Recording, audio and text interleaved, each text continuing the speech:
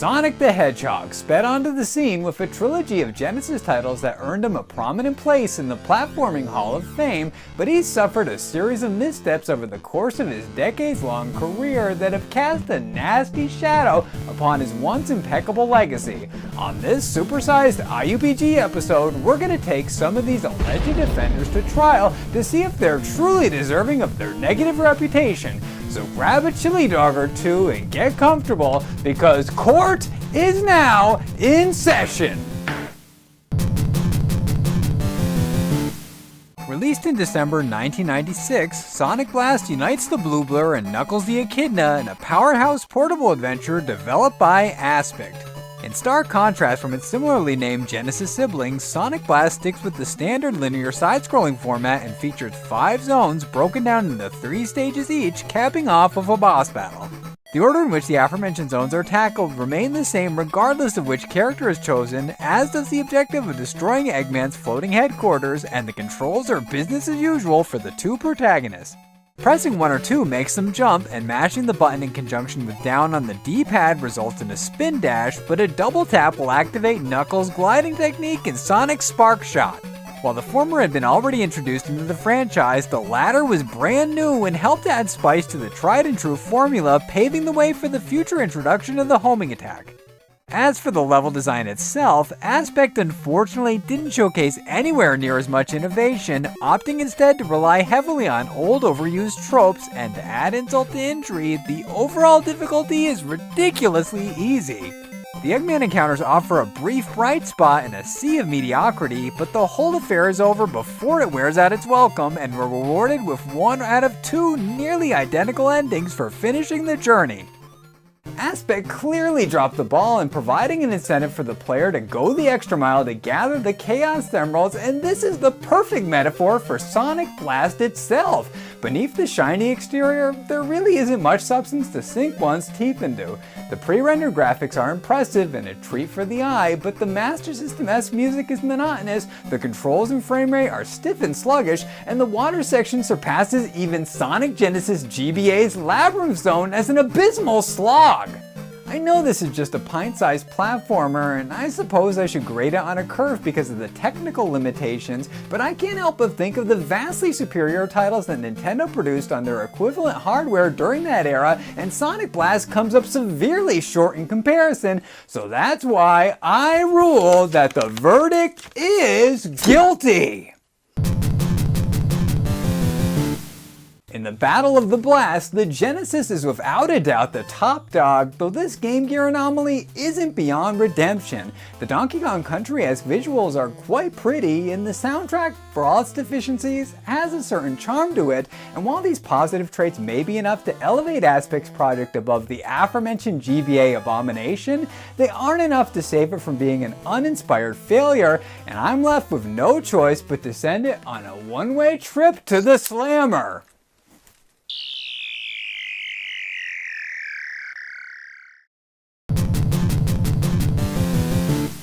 Continuing the Game Gear theme is Sega's blatant attempt at ripping off the massively successful Super Mario Kart 1994's Sonic Drift.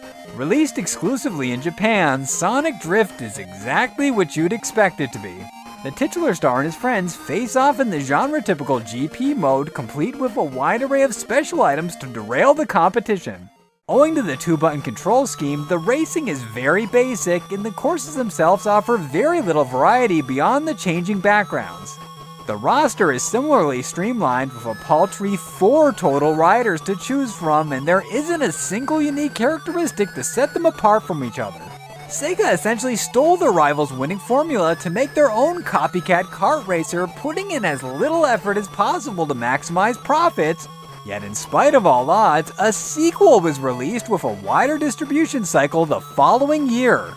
Sonic Drift 2 improved upon the original by expanding the roster with fan favorites Metal Sonic and Knuckles, as well as increasing the number of tracks and introducing actual stage hazards that help to alleviate the monotony. As is the case with most sequels, the devs took some steps in the right direction, with the presentation boost and steady frame rate helping to sell the fast-paced action. However, the majority of the problems that plagued the first entry were carried over to the second, and the added racers and hazards are largely superficial in nature, leaving nothing but a crass, greedy cash grab once the novelty wears off, and that's why I ruled that the verdict is guilty.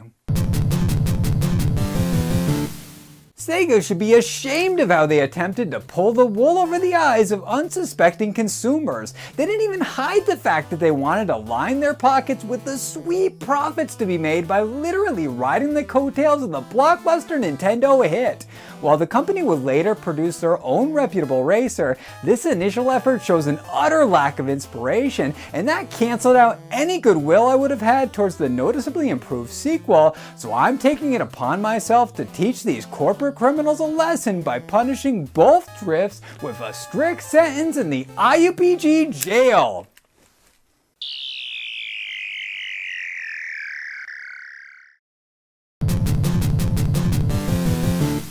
Move over, Tekken and Killer Instinct, because here comes Sonic the Fighters. This 1996 arcade oddity was developed by the acclaimed AM2 team and utilizes the engine of their previous project, meaning that the combat eschews the trademark Hadoukens and fatalities in favor of straightforward fisticuffs with a little bit of slapstick silliness thrown in for good measure. The Blue Blur and his buddies are joined by obscure supporting castmates such as Beam the Dynamite and Fang the Sniper, and they square off in the standard best of 3-round bouts, with the winner progressing onward to challenge Eggman and his metallic creation. The controls are simple and intuitive, with dedicated buttons for punching, kicking, and blocking, and anyone who's familiar with AM2's Virtua series should have no problem acclimating to the action. In stark contrast to Drift, each character has their own unique attacks, ranging from Amy's Hammer Smash to Bean's Bomb Blast, and there are clear-cut stat differentials that give certain competitors an advantage, but I found that no matter which I selected, I was able to gain the upper hand by mashing the buttons with reckless abandon. As far as arcade fighters goes, Sega's Cash Cow Properties entry is shallow overall, with the same conclusion and ending being rewarded across the roster, but the lack of replayability is made up for by the extremely high fun factor. This game is so ridiculous that it's hard not to crack a smile when engaging in the comically cartoony violence, and that, combined with the stellar presentation and absence of any major flaws, ensure that a good time is guaranteed for anyone who pops a quarter into this colorful cabinet, which is why I rule that the verdict is innocent. This was an easy open and shut case as far as I'm concerned, but I can see how it merited such a mixed reception. If I was in an arcade and I was surrounded by a bunch of fighters, Sonic's would be far from my first choice. This genre outcast doesn't hold a candle at all to the Capcom and Midway pioneers, but is not really trying to. It's hilariously dumb and fun, and anyone who's even mildly curious should be sure to experience it for themselves. Speaking of oddities, Sonic Spinball took the Genesis and Game Gear by storm in November 1993 and September 1994, respectively. Unlike the rest of the accused criminals in this video so far, Sonic Spinball and I go way back. I remember being so excited about this deviation from the norm that I pre-ordered a copy at the local Sears. I also remember hitting a metaphorical brick wall by getting stuck on the first stage, but in spite of that mellow-harshing negativity, I've always held a warm fondness for this eccentric Sega spin-off. Has my luck improved since I was a kid, and does this hold up as much as I've assumed it has in the ensuing years? Yes and no. Setting my childhood nostalgia aside, I was able to properly analyze what makes Sonic Spinball tick, and I found a number of pros and cons. Sega's adaptation of the popular arcade staple retains the basic framework of the bulky machines, but blends it with the franchise's traditional trappings to create an ambitious hybrid that few have surpassed. The basic gist is that Sonic sets out to stop Eggman, but he ends up being trapped in an elaborate contraption after being ambushed, and we're tasked with guiding our hero to freedom by flicking the flippers via the A and B buttons. Whether tackling the arduous mission on the blast processing fueled system or in the palm of your hands, the overall sequencing remains the same, and the Blue Blur transitions from the toxic pits to a volcanic outpost, bouncing into countless enemies and obstacles along the way. The Chaos Emeralds are the linchpin for progressing past these stressful barriers, and the Hedgehog is to complete an assortment of tasks to obtain them, including draining sludge pits and ascending through steam-powered vents. Once this gargantuan hurdle is cleared, the customary bosses are unlocked, and the strategy for dispatching them is the same as in the conventional Sonic titles, only this time it involves pinball flippers instead of platforming skills. The Game Gear battles are visually mundane overall, as they rely too heavily on Eggman's head as a centralized motif, but the evil fiend himself will step out of the shadows at the end, and his defeat sends the formidable fortress burning out in a spectacular fashion as the credits roll. As for the Genesis version, well, it straddles that narrow line between brutal and impossible. The pace is much more intense than its handheld counterpart, and there are no continues to bail us out if we make a mistake, so it's no wonder that I was only just able to make it past the first area when capturing footage for this review. With that said though, the 16-bit iteration has many advantages over its younger brother. The music is better and less repetitive, the environments are more fleshed out, the frame rate doesn't dip down into single digits, and the bosses, at least the one that I've encountered, is a huge leap above in quality. On the other hand, the pint-sized port excels over the Genesis with its inclusion of continues, but fumbles the ball in nearly every other category, so when it comes down to it, Sonic Spinball is a cool concept that gets deflated in the execution, and that's why I rule that the verdict is guilty. It pains me to say it, but this is one of those examples where the actual product doesn't match with the nostalgia felt for it. The Genesis version is mostly competent, so it could be passable under the right circumstances, but the lack of continues meant I was unable to experience the entirety unless I put in a ton of hours practicing to become the next Tommy, and I just didn't have the time for that. All it would have taken to earn my pardon was an easy mode for beginners, but alas, it didn't happen, and I now reluctantly have to deliver some swift justice. This is gonna feel like killing a part of my childhood, but it has to be done.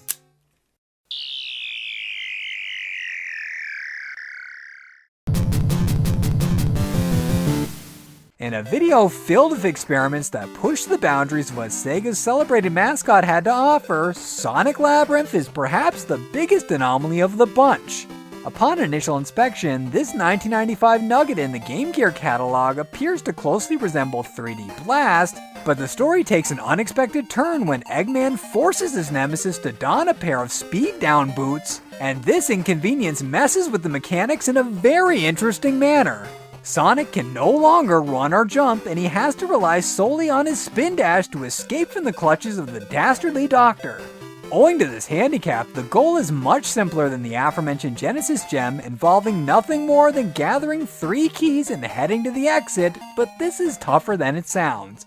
As to be expected from the title, Sonic Labyrinth consists of a series of mazes that have to be traversed through a steady stream of trial and error exploration, and this is a task that's exacerbated by the constantly ticking timer and seemingly infinite amount of obstructions in our path.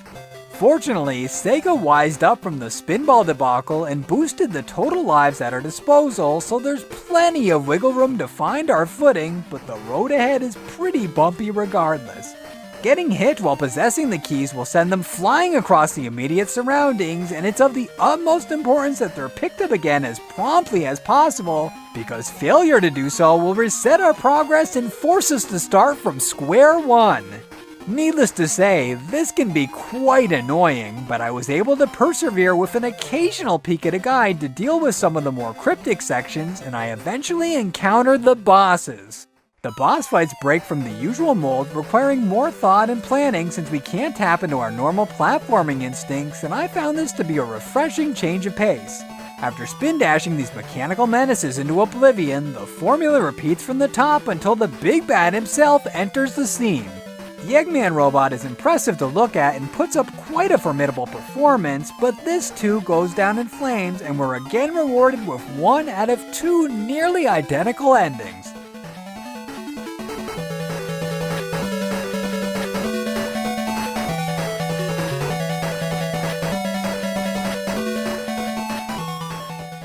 Sonic Labyrinth may not be the most eccentric entry in the series, but it sticks out dramatically from the rest of its Sega peers, and while it certainly shares a bit in common with its console follow-up, the main mechanics are wholly unique.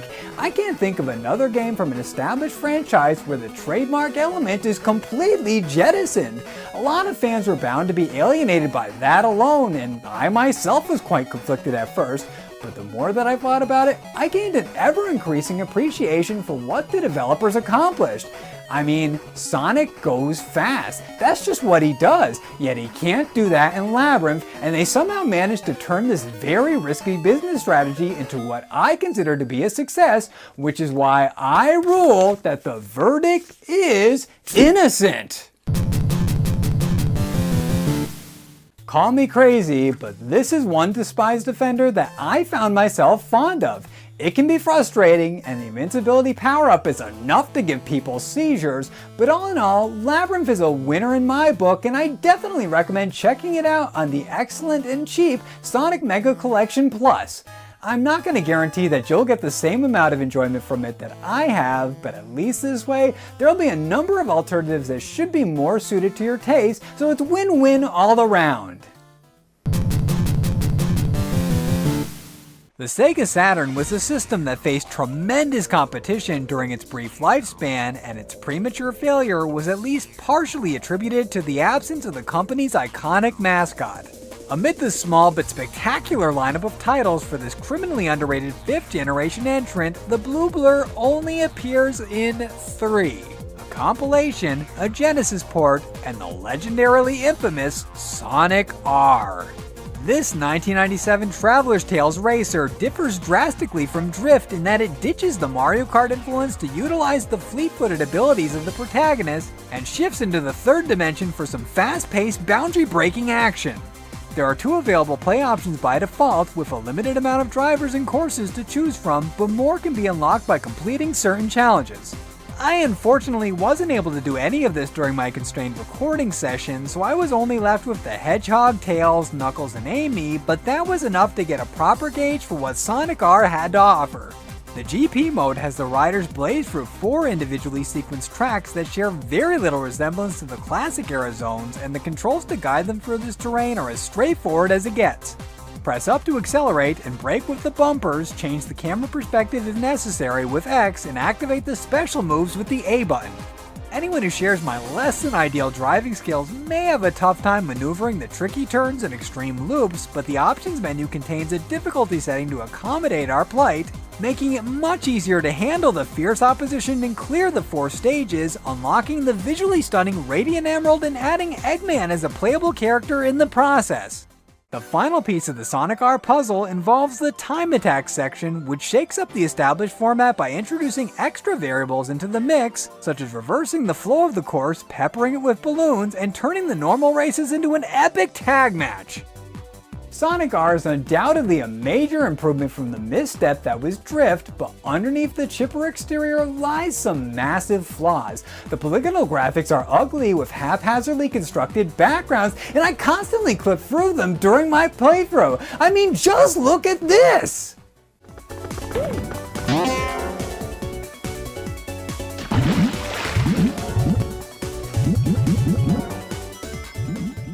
Words cannot express how bad that is, and it leads me to think that Sega shipped it to store shelves without any quality control, but in fairness to Traveler's Tales, this was produced at the infancy of 3D game design, so I'm willing to cut them some slack for that, and the fact that Sonic R possesses a secret weapon that single-handedly makes up for all of the shoddy programming errors: the music.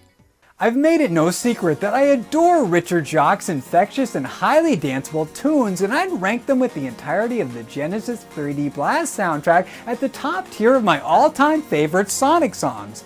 Nevertheless, music alone does not a good game make, but it sure does enhance my overall enjoyment of this reviled racer, and that's why I rule that the verdict is innocent.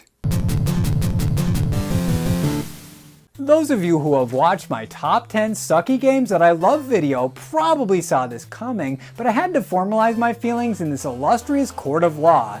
Sonic R to me is a big, beautiful mess. Everything about it should work well in theory, but it just went wrong in the most amazing way imaginable, and anyone who finds enjoyment in the so bad it's good aspects of life should pick up a copy of the Sonic Gems collection to dig into this exquisite guilty pleasure. Before Sonic Mania was celebrated for returning the Blue Blur to his roots, there was Sonic 4. Released for the Xbox 360, PS3, Wii, and PC, this proper sequel to the Golden Era masterpieces was developed by Dimps and divided into 2 episodes, with the first focusing solely on the titular star and the follow-up incorporating Mr. Miles Prower himself. Sonic 4 was announced to the public over 15 years after the last Genesis entry, so the anticipation for Episode 1 was understandably through the roof, and Dimps had some big shoes to fill. Perhaps due to this pressure, the studio went out of their way to appease every portion of the divisive fandom by retaining the familiar classic gameplay, but updating it and the art style to reflect modern sensibilities. This meant that retro staples such as the spin dash were now blended with the homing attack to form the perfect hybrid, and Dimps went the extra mile by raising the Tails mechanic to a previously unreachable zenith. Sonic's trusty sidekick can now be summoned at a moment's notice with the R2 button, and their partnership manifests itself in several unique forms. Pressing square while in the air will make Tails fly Sonic around, but doing this while on the ground will turn the duo into a devastating tumbleweed of destruction, and performing the same task while under the sea will morph Tails into a makeshift submarine. The Dimps crew was clearly on a creative roll, implementing a number of exciting new ideas, but they were also mindful of what nostalgia seekers were pining for, and this demographic was catered to via fresh nods to the levels that defined our childhoods interspersed throughout the adventure. Sonic's dual journeys take him through an impressive variety of locations, from the vibrant Splash Hill Zone to the gorgeous White Park, and he winds up in quite a few tight spots that can provide a hell of a challenge for veterans and rookies alike, but this burden is lessened as Dimps swap the limited continues of old in favor of a save system and overworld map interface.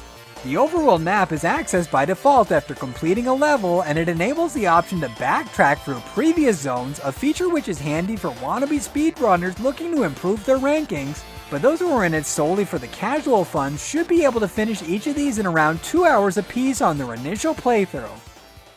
There's a free Metal Sonic DLC bonus that is supposedly rewarded for finishing both episodes, but I was unfortunately unable to receive it since you need to have purchased both versions on the same platform. Lame restrictions aside, my overall perception of Sonic 4 remained the same over the course of my recording session. In fact, I'd say that my opinion became more positive as I dug deeper into this long-awaited sequel, and I kept running into little moments of pure joy that made me feel like a kid again. In all of the years working on IUPG episodes, this is the first time where I'm hard-pressed to find any legit gripes with a defendant. Believe me, I tried, and this is pretty much as spotless as they come, so I can now happily do what my heart wished to enact for Spinball and rule that Sonic 4 is 100% without a doubt innocent. I've gotten a lot of requests for this game ever since I started taking the Hedgehog to court, and now that I've finally played it, I'm a bit perplexed as to why that is. As far as I'm concerned, Sonic 4 is about as close to perfect as it could possibly get, and I might go as far as calling it my new favorite Sonic game. This to me is what Sonic Mania is for the majority of the fan base, and I very much look forward to revisiting it at some point in the future. Now we've reached the main event. Sonic Unleashed marked a crossing point for the 6th and 7th console generations with simultaneous releases for the Wii, PlayStation 2, Xbox 360, and PS3. Sonic Unleashed is another notorious title that I've been flooded with requests for, and I've been told in advance that there are significant differences between the standard def and HD versions, so I made sure to procure a copy of both. There should be no confusion over which footage is shown, but I'll be sure to distinguish them with some kind of icon. Also, I'm going to put up a spoiler warning now because I plan on addressing major plot points going forward, so proceed with this review at your own caution. Sonic Unleashed followed in the wake of the almost universally abhorred 06, and it pushed the franchise into completely new and unexplored territory. This November 2008 3D platformer shares a common narrative among all of its iterations, centered around Eggman enacting a literal world-changing event that transforms the bright and bubbly speedster into a dark and brooding beast.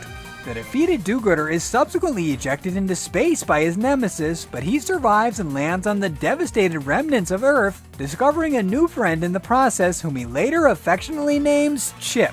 Chip has come down with a nasty case of amnesia, and the titular hero offers to help him with remembering his true identity in spite of suffering from his own affliction, and this selfless deed apparently pays off by reverting the not-so-blue blur back to his usual self. Long story short, Sonic the Hedgehog is now Sonic the Werehog, and this fresh ingredient into the Sega stew polarized a large chunk of the fandom. When the sun is shining in the sky, the chili dog scarfing freedom fighter blasts around in his normal fashion, but the arrival of the moon signifies a change into the aforementioned abomination, and this is when the mechanics get thrown out the window, but more on that later. As mentioned previously, a significant element that drives Unleashed forward is figuring out who Chip really is, but the second and arguably more important goal is reuniting the planet to its once beautiful glory, and this is accomplished by restoring the Chaos Emeralds at the Continental Temples. Regardless of which version you're playing, the temples and their accompanying missions are accessed by amassing enough Sun and Moon medals, but depending on whether your tastes lie in the 6th or 7th console generation, this task will either be a pleasant breeze or a tedious nightmare. Anyway, Unleashed 2 iterations feature massively different interfaces. While the Xbox and Wii both have an overworld map detailing the disparate continents, the former utilizes its more advanced hardware to create a larger open environment. We actually get to move the cursed creature through the towns and have conversations with the residents, and the devs took advantage of the extra exploratory space by hiding some of the mandatory medals around the buildings.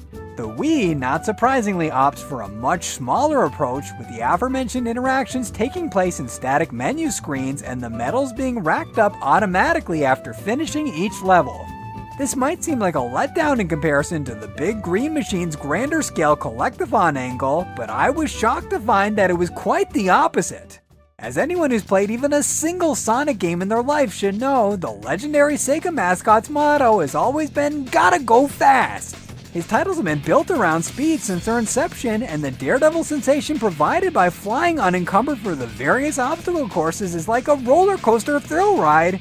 But the Xbox port changed all that by forcing the player to crawl painstakingly through each area at a snail's pace so that we don't miss any of the forward momentum enabling trinkets scattered around the enormous environments. Needless to say, this was extremely tedious, and any fond feelings I once had for this hated hybrid were replaced with white-hot anger and frustration.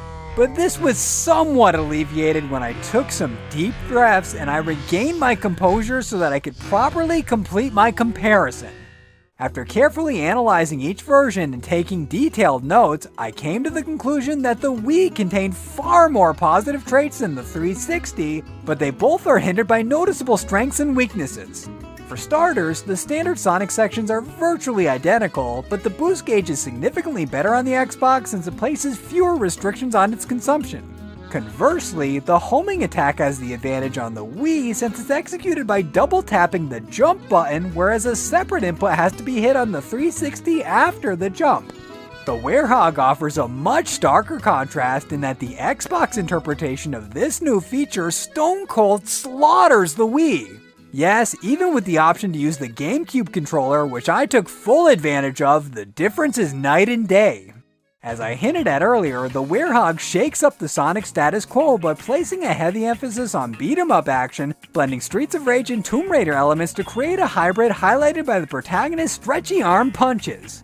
These attacks are dished out with the X and Y buttons on the 360, whereas they're mapped to the shoulder buttons on the Wii, and this feels incredibly awkward. Furthermore, the Beastly Brute can now jump when lifting items, which is a huge improvement over the Wii, where I got into quite a number of pickles because I was firmly planted on the ground. Finally, and most important of all, the dash is now activated by holding LB or RB. This was a godsend as far as I was concerned, since the Wii automatically made the character run when moving in a direction for an extended duration, and I lost track of how many times I died due to accidentally slipping off a ledge. This sticky situation was most assuredly exacerbated by the lack of manual camera controls on the Nintendo console, so it was a relief to have them on the Xbox. The 360 naturally excels when it comes to the presentation, and one should look no further than the opening cutscenes to get an idea of how much of a leap in quality it truly is. The werehog's fur textures are absolutely stunning, and I had to just about lift my jaw off the floor before starting my recording session. The music, as far as I can tell, is the same on both, but I'd be foolish to pass up an opportunity to mention just how phenomenal the soundtrack is. The Shamar theme in particular gets my adrenaline pumping, and I could totally see myself jamming to it outside the context of the game. The frame rate was surprisingly choppy on the 360, and I discovered some glitches, though I'm honestly not complaining about that since, well, just take a look.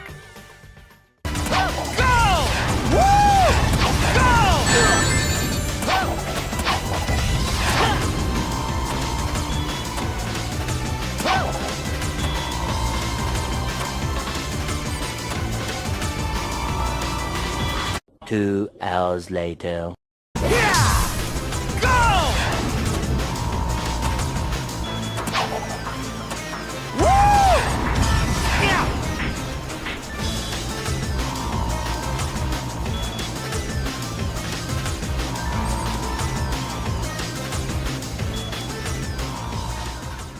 That is just a small sample of what constitutes the genetic makeup that is Sonic Unleashed, and I could probably spend a whole hour or more detailing all of the teeny tiniest of minutiae, but I'll sum it up by saying that it's literally impossible to get a full understanding of this poorly received platformer until you've taken in both console generation interpretations. The Xbox has more stages, including 2 exclusive plane shooter segments and more elaborate boss designs, but it often fails to provide proper guidance. I can't tell you how many times I felt like pounding my head in frustration because I couldn't figure out where the hell to go. On the other hand, the Wii required the completion of time trials and other challenges that should have been optional, and that, in many ways, was even more aggravating. Speaking of aggravating, the ultimate showdown at Eggman Land was enough to send my blood pressure skyrocketing through the roof.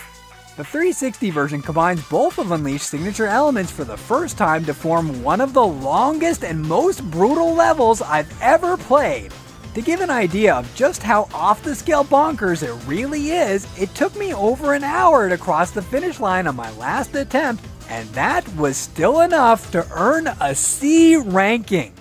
As crazy as that is to believe, the conclusion cranks it to the nth degree by forcing the player to go through 4 different phases, the final of which involving the cliche but cool Super Sonic.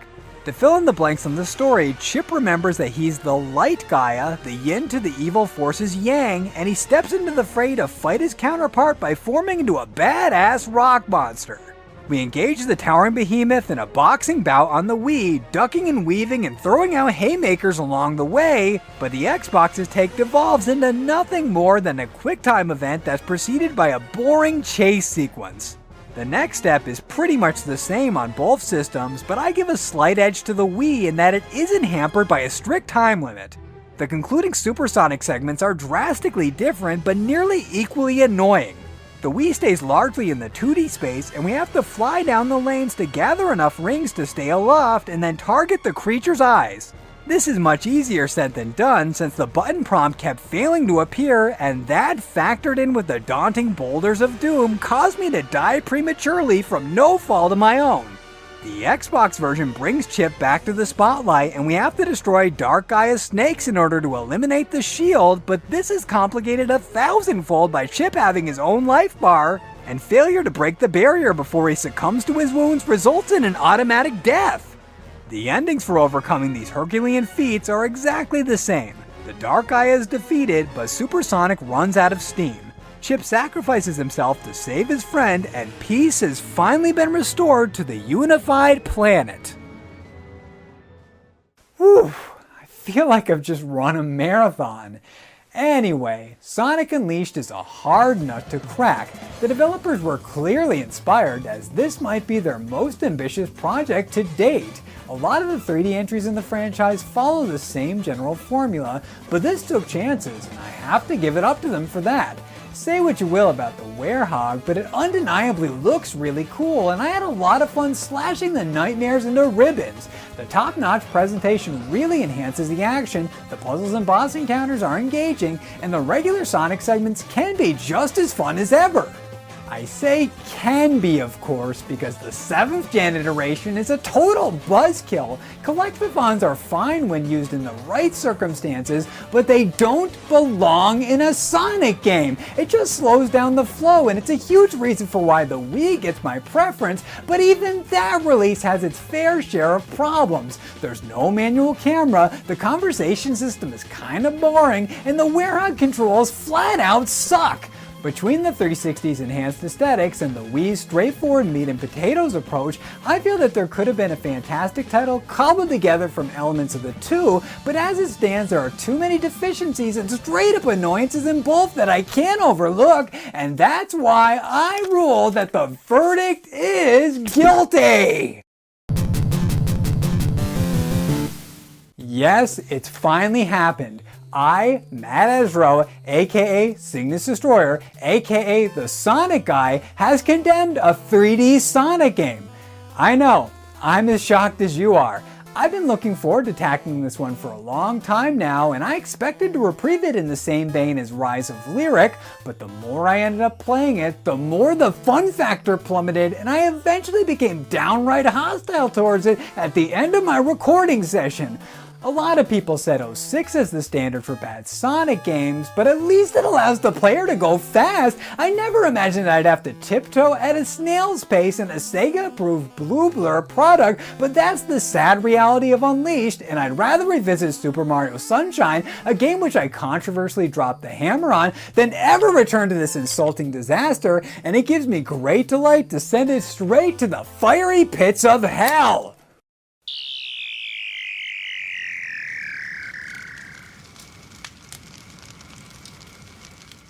Anyway, now that justice is served, I've got to prepare for the next epic-length IUPG adventure. Be sure to come back for that and leave any suggestions for future trials in the comments or on my social media accounts, but until then, court is now adjourned!